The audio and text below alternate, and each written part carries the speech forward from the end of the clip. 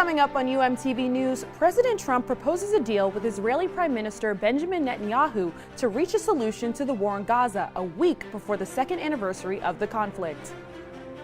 Plus more details on the deadly church shooting in Michigan and how it's affecting local communities. And later on, how the city of Miami's climate might lead to a disaster for the whole of South Florida. All these stories and more on today's show. UMTV News starts right now.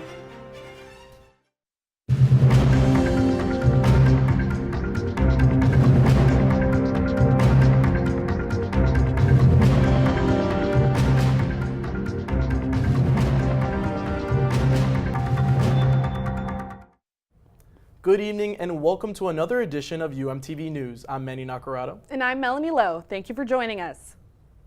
During their meeting on Monday, President Trump and Israeli Prime Minister Netanyahu reached a peace plan to end the war in Gaza. This plan would make Hamas troops release hostages and keep Israeli troops around the Gaza Strip for the foreseeable future. Netanyahu praised Trump's efforts and ideas, noting that Palestinian authorities would be willing to go along with the proposal. Hamas leaders have still not fully determined whether to accept Trump's idea. They're expected to meet with Turkish leaders in Doha. They said they hope to push for an end to this war with this plan. If anything on your to-do list involves Uncle Sam, you might want to cross it off today. Parts of the federal government could turn off the lights around midnight Eastern time tonight. That's because of a funding impasse centered on the cost of health care. Millions and millions of lives will be upended. The federal government could shut down tonight, and Americans could feel the impact. That's unless Congress reaches an agreement by midnight. I think we're headed to a shutdown because the Democrats won't do the right thing. Sticking points remain. Democrats want to undo recent Medicaid cuts and preserve certain Obamacare subsidies. They also want to make it harder for the president to cut funds Congress has approved. This relates to the well-being and the health of the American people. In a shutdown, non-essential federal employees face furloughs. For Americans, that might affect customer service, paperwork, national parks, food inspections, and more. The White House is even threatening to fire some workers. The federal workforce is already shrinking rapidly, down by 97,000 jobs. Social Security payments will continue, but the timing could be confusing. Today, an unrelated executive order is ending paper government checks. Meanwhile, a shutdown could cause travel delays. Planes will take off, but it's going to be a massive strain on the system. Some experts worry a government closure could hurt the economy. It also could delay the release of economic reports crucial to investors and the Federal Reserve. This will be a momentous week for the U.S. economy and the financial markets. In the event of government shutdown, the Social Security Administration, along with several other federal agencies, will continue to work to serve the American people. Congress has until midnight tonight to approve a new federal spending bill. Investigators are sifting through the charred remains of a once peaceful place of worship in a small Michigan town. This comes 2 days after a brutal attack on a Latter-day Saints chapel, with federal agents now suggest it may have been a premeditated attack. Authorities say the suspect, an Iraq War veteran with a history of anti-LDS rhetoric, slammed his vehicle into the church, opened fire on the churchgoers before setting the building on fire. The suspect, Thomas Sanford, died in a shootout with law enforcement. In total, 4 people are dead, 8 others have been injured, though officials say all are expected to survive. Now, with the community mourning, investigators continue to search for a motive. Gun owners in Florida are getting looser restrictions when it comes to openly carrying their guns in public. A law from 1987 banning open carry was overturned earlier this month in an appeals court, paving the way for Florida residents to legally display firearms in public without concealment. However, judges overturning the ban noted that open carry is, quote, not absolute or immune from reasonable regulation. The law is now open to interpretation as Florida legislators face the task of clarification. Climate change is one of the most pressing issues worldwide, but how does it affect us here in Miami? Andres Jaime Mendez is live with some answers. Andres? With global temperatures rising and extreme weather events becoming more common, the way we go about our daily lives has changed. In one of the world's most vibrant cities, Miami's sea level rise and related flooding has become a grave problem. with stark consequences looming in the decades to come. In Miami, a city known for its water and boats, lies a bigger problem. Sea level rise is going to affect the 305 more than any other place in the U.S. The 2024 National and Oceanic Atmospheric Administration report showed Miami as one of the top major cities at risk. Sea level rise is projected to be about 2 feet by 2060, 10 to 17 inches by 2040, and 21 to 54 inches by 2070. The economic impact these problems pose are a key point focused on by advocacy groups. Another impact is also how it impacts the economy in terms of when it floods. Can children go to school? Can people go to work? Do the people that use the public transit, like how does that impact them? But it is so much more than just the flooding and water levels rising. While the past week was sunny and with little to no rain, hurricane season has begun in South Florida.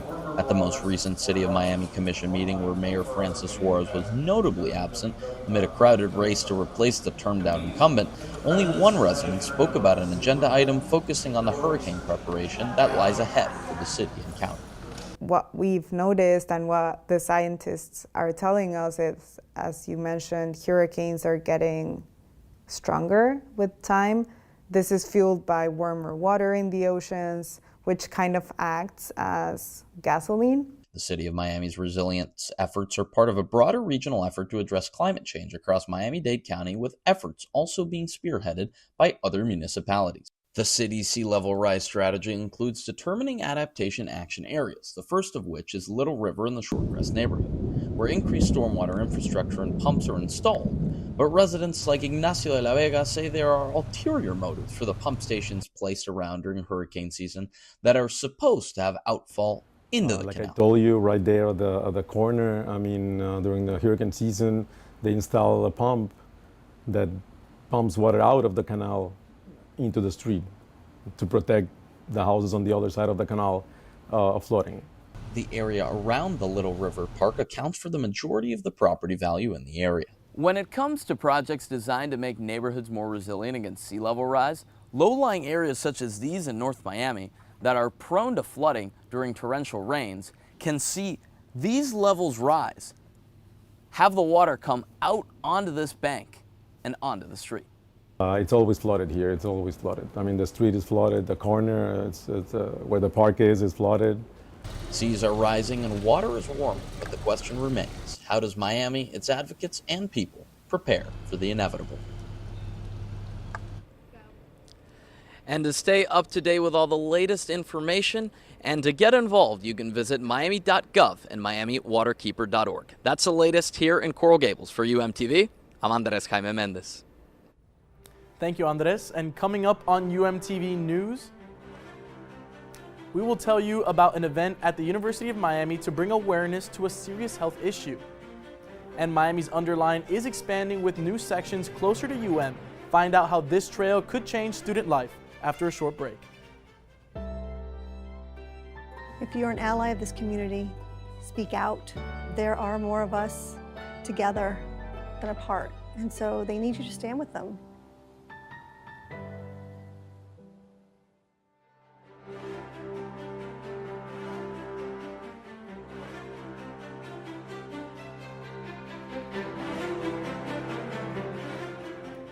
Miami Dolphins wide receiver Tyreek Hill has suffered a brutal leg injury during Monday night's game against the New York Jets. Hill was carted off the field at Hard Rock Stadium during the third quarter.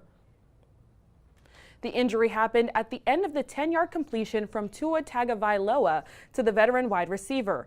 Hill was tackled by a Jets defender while going out of bounds and twisted his leg. After initial reports of a dislocated knee, head coach Mike McDaniel has confirmed that he also suffered multiple torn ligaments, including a torn ACL, which will require surgery. This injury will end Hill's season, as he has a long road to recovery ahead of him. It's rivalry week here at the University of Miami as the Hurricanes get ready to take on the Florida State Seminoles in the battle for the state at Doak Campbell Stadium. This is the first time since 2016 that both teams are ranked in the top 25. This comes after a crushing loss the Seminoles took against Virginia last Friday, moving Florida State from number 8 to number 18. The game will still be a ranked matchup and has massive ACC implications for both teams. For Florida State, a second ACC loss will put them out of contention in the rankings, and for Miami, a loss to Florida State could move them out of the top 5 in the AP poll. Kickoff will take place this Saturday at 7:30 on ABC. Unused city spaces don't always stay that way for long. In Miami, one project under the Metro Rail called the Underline is turning concrete into community. Gracie Heberhold is live to tell us more. Gracie? Progress on the Underline is taking shape. In just in the last month, Coconut Grove Station and at Douglas Road Stations, new sections have opened. And as it pushes closer to University Station, it's starting to affect students. Beneath the Miami Metro Rail, a 10-mile trail called the Underline runs from the Brickell Riverwalk to Dadeland South. Its goal to bring new life to an unused space. The project's leaders wanted to do more than just build a trail. The vision was clear. Let's transform this space under the Metro Rail into, safe, family-friendly, community-oriented space that people can use different modes of transportation to get through the areas of Miami. Along the path, people can enjoy everything from public art installations and gardens to sports courts, playgrounds, stages, and places to just simply sit and relax. The project is being built in 3 phases to cover the full 10 miles. The best case was to build it in phases so that we could slowly plan it out, build it out, and learn from each phase. Phases 1 and 2 already run from Brickell through Vizcaya, but earlier this month, 2 new sections of Phase 3 opened, the Urban Beach at Douglas Road Station and the Grove Gallery near Coconut Grove Station. The Underline isn't just a city project, it's right in UM's backyard. With hundreds of students living at Coconut Grove and Douglas Road Station and pushing towards University Station with this new section open, it's now affecting student life. Recently, I just moved into the apartments on Douglas Road, and every time I would try to go for my daily run, I would usually have to go along Dixie Highway, and I didn't feel totally safe running with all the cars and the stoplights. So thankfully, they just built the Underline, and I'm able to do my long distance runs under the Underline. I take the Metro to Trader Joe's, and I walk the Underline back to go home. I recently joined the Tri-Canes Triathlon, and we have to run for part of our triathlon. So for my training, I like to run under the Metro line. It's pretty good. Students are now using the trail as a safe pathway to exercise and commute between their apartments, Metro Rail stops, and campus. By 2026, the Underline is expected to fully connect Brickell to Dadeland South, giving students a direct path for fitness, commuting, and community across Miami. And as that vision moves closer to reality, the Underline is in talks with about what the final section near University Station will look like. All ideas are still up in the air, but some popular ideas include tennis courts, pickleball courts, and dog parks. Reporting live for UMTV in Coral Gables, I'm Gracie Herberholt. Thank you, Gracie. And on Saturday, the National Alopecia Areata Foundation had its first Walk for Alopecia event at the University of Miami.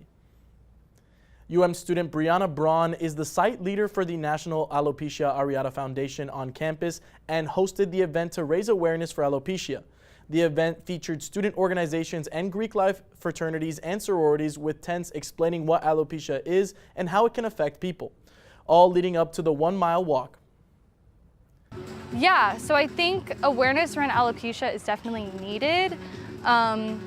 I think a lot of times people, not even out of malice, but people assume oh, maybe they have cancer or whatever it is. But I think awareness around that creates a safer space for those with alopecia and the people who maybe don't know about it.